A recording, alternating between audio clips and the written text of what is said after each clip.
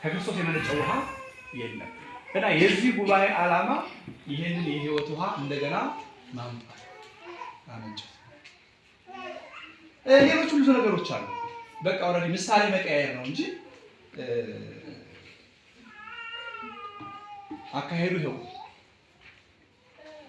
ቅዱስ ጳውሎስ ሌላ አንድ ነገር ይነግረናል።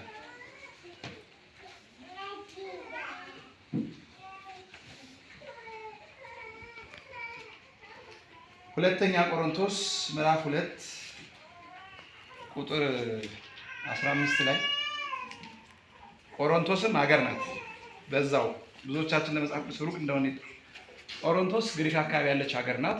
ቅዱስ ጳውሎስ ሁለት መልእክት ልኳል በተለያየ ጊዜ ሁለት መልእክት። የቆሮንቶስ መልእክት ምናምን የሚባለው ለቆሮንቶስ ክርስቲያኖች የላከው የቅዱስ ጳውሎስ ትምህርት ነው። አንደኛው የመጀመሪያው ቆሮንቶስ መልእክት 16 ምዕራፍ ያለው ዝም ብሎ ደብዳቤ ተራ ደብዳቤ አይደለም። 16 ምዕራፍ ያለው መልእክት ልኮላቸው ከዛ ደግሞ ለሁለተኛ ጊዜ ደግሞ ወደ 13 ምዕራፍ ያለው ልኮላቸው። ሁለተኛው የቆሮንቶስ መልእክት ያልኳችሁ ሁለተኛ ከላከው ስለሚገኝ ነው ጥቅሱ። ለመንገዱ እንግዲህ ወደፊት ግን መጽሐፍ ብዙ እንደሆነ ተማራችሁ። ሁሌ እንደኛ እናውቅም እንዳል ምክንያቱም አንጨርስም። ምዕራፍ 2 ቁጥር 15 ላይ ምን ይላል ቅዱስ ጳውሎስ? ቁጥር 12 ጀምረን እናንበው። ስለ ክርስቶስ ወንጌል ወደ ጥሮአዳ በመጣሁ ጊዜ ለጌታ ሥራ በር ምንም ቢከፍትልኝ ቲቶን ወንድሜን ስላላገኘሁት መንፈሴ እረፍት አላገኘም። ነገር ግን ከእነርሱ ተሰናብቼ ወደ መቄዶንያ መጣሁ። ነገር ግን በክርስቶስ ሁልጊዜ ድል በመንሳቱ ለሚያዞረን በእኛም በየስፍራው ሁሉ የእውቀቱን ሽታ ለሚገልጥ ለአምላክ ምስጋና ይሁን። በሚድኑትና በሚጠፉቱ ዘንድ ለእግዚአብሔር የክርስቶስ መዓዛ ነን። የክርስቶስ ምንድን ነን? መዓዛ ነን። ክርስቲያናዊ መዓዛ ማለት ይሄ። አሁን እኛ ነው የሆነ ነገር ሲሸተን ወይ ብርቱካን ሸተተኝ እንላለን አይደል? ሎሚ ሸተተኝ ወይም የምናውቀው ሽታ አይደል? ክርስቲያን መዓዛው የክርስቶስ ነው። የሚፈለገው ነው። የዚህ ጉባኤ ግብ የሚሆነው እናቶች የክርስቶስ መዓዛ እንዲገኝባቸው ማድረግ። ወደፊት ግን ሂደቱ ግን ይቀጥላል። ለእግዚአብሔር የክርስቶስ መዓዛ ነንና ለነዚህ ለሞት የሚሆኑት የሞት ሽታ ለነዚያም ለሕይወት የሚሆኑት የሕይወት ሽታ ነን። የሕይወት ሽታ የሕይወት ሽታ ማለት ነው ሕይወት የሚሰጥ ማለት ነው። ጤና የሚሰጥ ሕይወት የሚሰጥ የክርስቶስ መዓዛ እንዲኖርብን ማለት ነው። ሁለተኛ ቆሮንቶስ ምዕራፍ 2 ቁጥር 15 ጀምሮ ታነቡታላችሁ። አንድ አይነት ናቸው። ቅድም እንዳልኩት ምሳሌው ነው እንጂ የምንቀያየረው አንድ አይነት ናቸው ነገሮች። ምንድነው ይሄ የሕይወት መዓዛ ማለት ነው? ከኛ እንዲወጣ የሚፈልገው የሕይወት መዓዛ ምንድነው? ያው ምግባርም ክርስትና ምግባርም ሃይማኖት ነው። ሰው አይቶ በዋልንበት በምንኖርበት አካባቢ በምንሰራበት ቦታ ዝም ብሎ እኛን አይቶ በቃ ይቺ ኦርቶዶክስ ናት። ምክንያቱም ይሄ አትዋሽ፣ ሰው አታማ፣ አትቀጥ፣ ቤተክርስቲያን አትለይ፣ ድሃ አትንቅ፣ ሰው አትጸየፍ። ስለዚህ ምንድን ናት ይላል? ኦርቶዶክስ አይነት መዓዛ ማለት ነው። ክርስቶስ በእኛ ተገለጠ የሚባለው ምንም ሳንናገር። በነገራችን ላይ ሐዋርያት ሲያስተምሩ በቃል ብቻ አይደለም በተግባር አስተምረዋል። ፍቅራቸውን እያዩ በተለይ አህዛብ የሚባሉት ወይኔ ሰዎች ግን ፍቅራቸው ሲያምር ሲተዛዘኑ ሲከባበሩ በቃ እነዚህን ሰዎች እንምሰላቸው እንዲህ የፈለገው የእነሱ ሃይማኖት እንከተላሉ ምንም አንድ ቃል ሳይጠቅሱላቸው። አሁን ደግሞ እኛ ብዙ ሰው የኛን ክፋት እያየ ክርስትና እንደነው የዞረ በሬት ከሆነ ቢቀር ይሻላል። ብዙ ሰዎች አሉ ኦርቶዶክስነት እንደነገሬ ከሆነ ቢቀር ይሻላል። ምክንያቱም አንደበታችን ታዩትን ተንኮሉን ምኑንም ስነስ ያዩ አላላ ክርስትና እንደዚህ ከሆነ ይቀር። በእኛ ምክንያት ሃይማኖታችን አሰድበናል። ቅድም እንዳልኩት ሰው ከእስልምና ሲመለስ ለመጠጣት የተፈቀደለት ለዝሙት የተፈቀደለት ይመስል ራቁቱን ለመሄድ የተፈቀደለት ይመስል እንዲህ እስከ መሆን ደርሰናል። ልጆቻችን እንደዛ ናቸው። ወደ እናቶችም እየተጋባ ነው። እሺ ትውዝፍቱ ምኑ ወጭም የለባቸው እስላሞች ዊግ ምናምን ይገዛሉ። እስላሞች ዊግ እንተገሱስ ምን ያደርጋል? አጉል ላይ ገጣ በኢኮኖሚ ደና ጠብቋቸዋል ማለት ነው።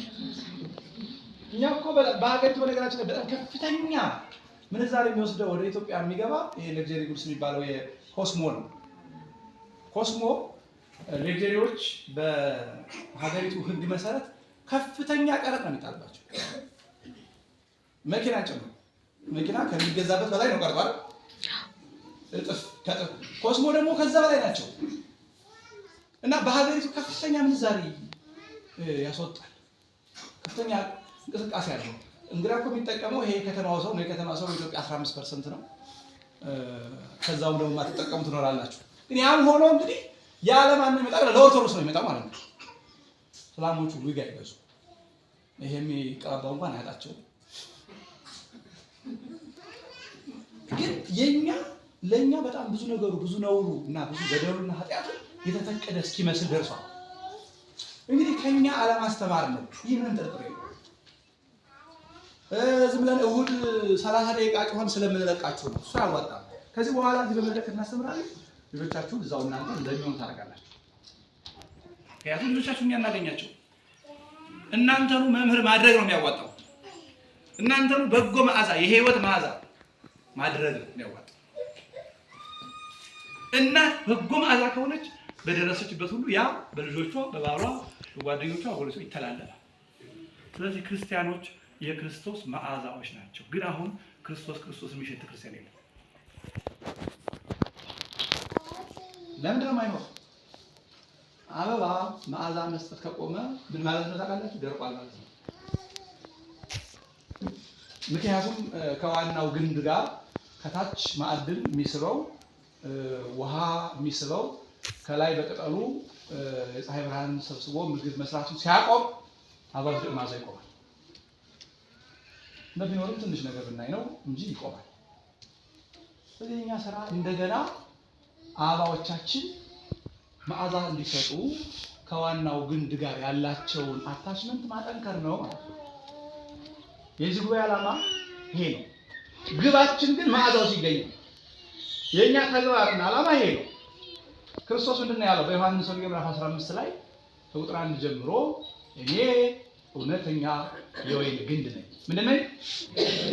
ወአንትሙ እናንተ ደግሞ ቅርንጫፎች ናችሁ። እሱ የወይን ግንድ ነው።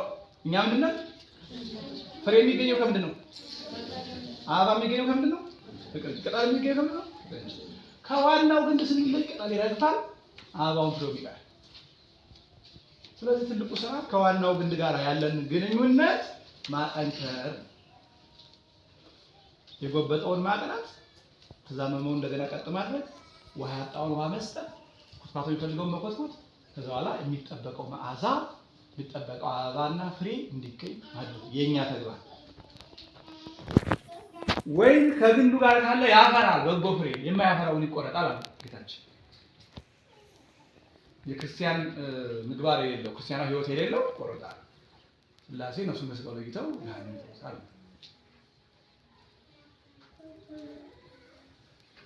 ስለዚህ በደረስንበት ሁሉ የክርስቶስ መዓዛ እንደዚህ ክርስቶስ እስቲ አሁን አብይ ጾምን ሕማማትን ሰምተናል። ክርስቶስ መከራ ተቀበለ፣ ሞተ፣ ተነሳ ሰምተናል አይደል? ለማን ብሎ ነው? ለሰው። እኛ የእሱ ካሁን ክርስቲያን ማለት ክርስቶስን የሚመስል ክርስቶሳዊ የክርስቶስ ማደሪያ ማለት ነው። እንዴ ብርጭቆ እንኳን ባቁ ውሃ ስንቀዳበት ምን ያሳያል? ጥቁር ጠላ ስንቀዳበት ምን ያሳያል? ጠጅ ስንቀዳበት ምን ያሳያል? ካደረብን እናሳያ ክርስቶስ ማለት ነው ወይ የለም ማለት ነው። አየህ ካደረብን እኮ ምን ካንደበታችን ክብረት ይወጣል። እኛ ጋር ካለ በውስጣችን ካለ መዓዛው ነው የክርስቶስ መዓዛ ነው እንጂ የሚወጣው የሽቱ ቃ ምንድን ነው የሚለው ሲከፈት ገና አይደል? እንደው ሳይከፈት እኮ መዓዛ ነው። ሽቱ ካለቀ በኋላ እንኳን መዓዛው ይለየው። የዓለም መዓዛ ክርስቶስ በእኛ ውስጥ ካለ ላገኙን ሁሉ በጎ መዓዛ፣ ንግግራችን ሰው ደስ የሚያሰኝ የማያስከፋ ጠቃሚ ድርጊታችን ሁሉ እንደዛ ነው። ለሀገር እንጠቅማለን፣ ለራሳችን እንጠቅማለን። ነገር ግን ያ መዓዛ ካልታየ ውስጣችን ላይ የለም ማለት ነው። ብርጭቆ ባዶ ከሆነ ምን ነገር ያሳያል? ባዶ ከሆነ። ስለዚህ አሁን የገጠመን ባዶ የመሆን ነገር ስላለ እንደገና መዓዛውን እንዲገኝ እናደርጋለን። ብዙ ነው ክርስቶስ ያዘዘን። የምድር ጨው ናችሁ ብሏል። የምድር ምን ዮሐን ቅድም ያልኩት ማቴዎስ ምዕራፍ 5 ቁጥር 13 ላይ እናንተ የምድር ምንድን ናችሁ? ጨው። እናቶች ሆናችሁ ጨው በደንብ ታውቃላችሁ። አንድ ትልቅ ድስት ወጥ ስትሰሩ እንደው እሺ በእኔ ግምት 2-3 ሊትር ውሃ ሊይዝ የሚችለው ዘይቱ ምንም ተጨምሮ 2-3 ሊትር ውሃ የሚፈጅ ድስት ብትጥሉ ያንን የሚያክል ጨው ትጨምራላችሁ እና ጨው መጠኑ ያንሳል። ግን ለዛ ሁሉ ጣዕም የሚሰጠው ማን ነው? የፈለገ ዘይት ይጨመር፣ የፈለገ ቅመማ ቅመም ይጨመር፣ የፈለገ ያማረ ስጋ ይሁን ጨው ከሌለ የሚበላ ነገር አለ? ምንም እንትስ የማይ እንደውም ያ ቅመማ ቅመሙ ይደባለቅና ሌላ የማይጥም ነገር ይፈጥራል። ቅመማውን ጣዕም ይሰጣል አይደል? ጨው ስላለ ጨው ባይኖር እንደ ቅመም የማይጥም ነገር የለም። ታውቁታላችሁ እናንተ ያ ሁሉ ገብቶ ብዙ ነገር ግን ትንሽ ጨው ስትጨምር ወጡ ምን ይሆናል? እናንተ የምድር ጨው ናችሁ። ክርስቲያን ጥቂት ሆኖ ያኔ ክርስቲያኖች ጥቂት ስለነበሩ ነው ጌታችን እንዲህ አለው፣ ጥቂት ሆናችሁ ዓለምን በሙሉ ታጣፍጡታላችሁ ነው። ስለዚህ እናቶችን ጨው ያደረግን እንደሆነ ባሎቻቸውን ያጣፍጣሉ፣ ልጆቻቸውን ያጣፍጣሉ፣ ጎረቤቶቻቸውን ያጣፍጣሉ፣ በተገኙበት ሁሉ ጨው ይሆናል። ጨው ግን አልጫ ከሆነሳ ለጌታችን ለምን ይጠቅማል? በውጭ አውጥተው ይረግጡታል እንጂ ወደ ውጭ ነው የሚጣለው። ጨው አልጫ ከሆነ ጨው እንደ ድንጋይ አይደለም። ድንጋይ ውሃ ቢነካው አይሟሟም። እሳት ጉልቻ ቢያደርጉት ምንም አይልም ድንጋይ። ጨው ግን እሳቱ ያስገደ ምን ይላል? አምጧችሁ እንኳን ሲገባ ጨው ወጣ ሲታረጉት ጥጥጥ ይላል፣ ይፈነዳል። ጉልቻ ቢያደርጉት ይፈነዳል። ቢንተራሱት ይበልጣል። ጨው ተራስራው አይሆንም። ምክንያቱም የጨውነት ዛሬ አለ ውሃ ከነካ ይሟሟል። ወደ ውጭ ነው የሚጣለው። ጨው አልጫ ከሆነ አሁን ጨውን ያስከበረችው ያቺ ጣዕሙ ናት እንጂ ድንጋይነቱ የማይረባ ከውሃ የተገኘ ስለሆነ ውሃ ሲነካ ይሟሟል። አትክልት ቦታ ቢወጣ አትክልት ያበላሻል። ለጉልቻ አይሆን፣ ለትራስ አይሆን፣ ለቤት መስሪያ አይሆን፣ ይፈራረሳል። ውሃ ሲነካው የበረረት ምን በሉት እንግዲህ ያቺ ጣዕም ስላለች ተከብሮ ክርስቲያንም እንደዚህ ክርስትናው የሚታወቀው በጣዕሙ እንጂ በመልኩ አይደለም። አሁን ዝም ብለህ እንደው ጥሩ ቀሚስ ምናምን አሰፍተህ እንደውም አንዳንድ ማህበራት አሉ በቡድን ምናምን የ20-30 ሺህ ቀሚስ ይሰፋል። ገና በለኝተው ስንት ዳራቁን እየሄደ አንድ አይነት ክር ያለው ምናምን ይደረጋል። ይሄ መልክ ነው። ጨው ግን በመልኩ ጨው አይባልም። ጨው በጣዕሙ ነው የሚታወቀው። ክርስቲያን በህይወቱ ነው የሚታወቀው፣ በህይወቱ። ስለዚህ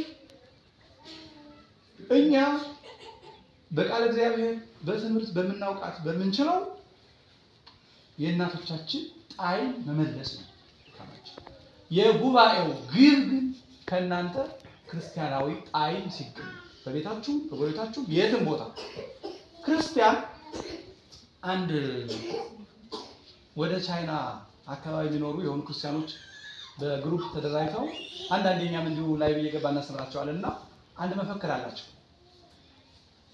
ምህጻሩን አጣሁት እንጂ everywhere every time by any condition የሚባል ታዲያ በማንኛውም ሁኔታ ክርስቲያን መሆን የሚል በማንኛውም ቦታ በማንኛውም ጊዜ በማንኛውም ሁኔታ ክርስትና የሚል መፈክር ያላቸው የሆኑ ግሩፖች አሉ። ለትምህርትም ለስራ የሚሄዱ ኢትዮጵያ ማለት ነው። ስለዚህ ይሄ የጨው የክርስትና ጣዕማችን የትም ቦታ ከሆነ ያገኘን ሁሉ ጨው ይሆናል። ጨው ያለበት ይታወቃል። አምጧችሁ ከወቃው ከሊጡ ቢገባ እንጀራ ሲጋገር ያለው ጨው ቦታው ይባላል። ትንሽ ዋራሱ ክርስትና በደረስንበት ሁሉ እንደዛ ነው ያለው። ስለዚህ እኛ የምንጠብቀው እንግዲህ የነገርኳችሁ ይመስለኛል። ገብቶናል? በቃ የዚህ ትምህርት እንግዲህ ከዚህ በኋላ ቋሚ ትምህርት ነው የምንጀምረው። ቋሚ ትምህርት ስንጀምር ግን ያው ግባችን ሳንረሳ መዳረሻችን ምንድን ነው? የሁላችን መዳረሻ የመጨረሻ መዳረሻ ይሄ ነው፣ መንግስተ ሰማያት። እሱ የማይረሳ ነገር ነው። የዚህ ትምህርት መዳረሻ ደግሞ እናቶች ብርሃን ሆነው በጎ መዓዛ ሆነው የህይወት ውሃ ሆነው ከነሱ ህይወት ውሃ የሚመነጭ ሆኖ ጨው ሆነው ማግኘት ነው። የዚህ ደብር ዓላማ ከዚህ ግብ መድረስ ነው። ቅድም እያችኋለሁ የተቋረጡ ነገሮች እንዲቀጠሉ ግን ቴክኒክ ይፈልጋል።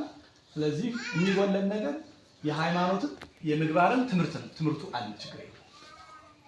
የሃይማኖት ትምህርት ሞልቶናል። አጠራጠር አድርገን እንዳትሰለቹ አድርገን በቀላሉ ትረዱ። ማንበብ ይጠበቅባችኋል ከዚህ በኋላ። አንደኛ ማንበብ፣ ሁለተኛ መንፈሳዊ ፕሮግራሞችን መስማት። ቢያንስ በኢትዮጵያ 2 የቤተክርስቲያን ቴሌቪዥኖች አሉ አይደል? የጠቅላይ ክህነት የሚያስተላልፈው አንድ የቤተክርስቲያን ሚዲያ አለ፣ 24 ሰዓት ነው። ማህበረ ቅዱሳን የሚያስተላልፈው አንድ ጣቢያ አለ፣ 24 ሰዓት። እናንተ እንግዲህ ተማሪ ስለሆናችሁ እዛ ላይ ቢያንስ እንጠብቁት ፕሮግራም ሊኖራችሁ ይገባል። ቁጭ ብላችሁ የምትሰሙት በፊልም በምናምን በዩቲዩብ በምናምን ምናባክን ዩቲዩብ ከተጠቀምን ብዙ ቻናሎች አሉ። እንደውም አሁን ለምርጫ እስካዳግት ድረስ የማይሆን ሰው እንዳንሰማ ነው እንጂ ጣቢያዎች ስላሉ ሚዲያ መስማት ካለብን መንፈሳዊ ሚዲያዎችን መከታተል። ግን ስንከታተል እንደዋዛ ምናምን ቢያንስ አንድ የሆነ ፕሮግራም እስከ መጨረሻ መስማት። ቤተሰቡ ቁጭ ብሎ እስቲ ቆይ ይሄን እንስማው፣ አንድ የ30 ደቂቃ ወይም የ40 ደቂቃ ትምህርት ቁጭ ብሎ ቤት ሌላ የሆነ ያልሆነ ስንል እኮ ብዙ ጨርሰን አይደል? የሆነ ኳስ በተለይ ወንዶቹ ወደ ኳስ ያመዝናሉ፣ ሴቶች ወደ ፊልም ነው ወይ ደግሞ አሁን ደግሞ ስልክ ላይ ነው። እና ከዛ ውጭ ወጣ ብለን መንፈሳዊ ነገሮችን መስማትና መጻሕፍትን ማንበብ ይጠበቅባችኋል። በጣም ከበረታችሁ እዚህም መጽሐፍ እየጀመርን ነው። ገና አልጠነከረም፣ እንዋዋሳለን። እኔም ጋር መጽሐፍ አለ፣ ከየግላችን እንዋዋሳለን። የሚያነበው ሰው እስከፈኝ ድረስ ማንበብ ይጠበቅባችኋል ከትምህርቱ ጋር። ምክንያቱም ትምህርት ማለት ጣዕም ማቅመስ ነው። ጣዕም ማቅመስ፣ መንገድ ማሳየት ነው ትምህርት። ከዛ በኋላ ግን ሰውየው መንገዱን ይጨርሳል። ጣዕሙን ስናቀምሰው ከዛ በኋላ ይመገባል አይደል? ሰውየው ልጆቻችን እኮ ማቅመስ ነው። ስናቀምሳቸው ይቀጥሉናል። የእኛ ስራ ጣዕም ማቅመስ፣ መንገድ ማሳየት፣ ተሰበረውን መጠገን፣ የተዘጋውን መክፈት፣ ውሃ የሚፈስበት ሲፈስ የሚዘጋውን ነገር እሱን ማስተካከል ነው። ከዛ በኋላ አብዛኛው ነገር የእናንተ ነውና